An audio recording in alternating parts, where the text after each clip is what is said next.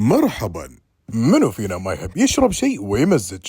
أحب أقدم لكم المج العجيب، شيء من زمان أدور عليه لأنه حجمه مناسب ويخليك تستغني عن الملعقة.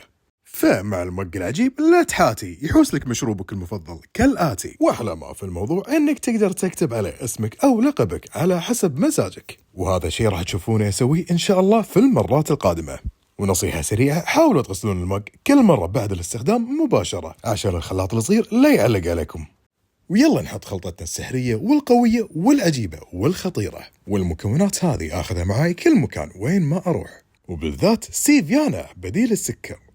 Sugar, spice, and everything nice. These were the ingredients chosen to create the perfect little girl. But Professor Utonium accidentally added an extra ingredient to the concoction, Chemical X.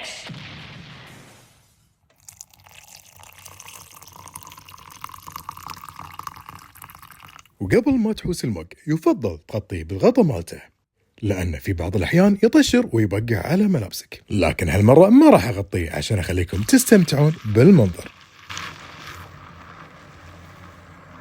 دوري يا أرضنا الخل ودوري كي يلتقي الأطفال دوما ويشرق الخلق دوما بالآت دوري. تقدر تلف الغطاء عشان تبطله وتسكره، لكن عن نفسي ما استخدمها، وكنت أتمنى أنها تحافظ على حرارة المشروب لمدة أطول. وبالنسبة للبطاريات تكون أسفل المج، ولا تحاتون الماي ما يدش داخل. وهذه كانت تجربتنا مع المج العجيب. كنتم مع أسرو هاني، وإذا عجبكم الفيديو لا تنسوني باللايك والمتابعة، وأشوفكم على خير.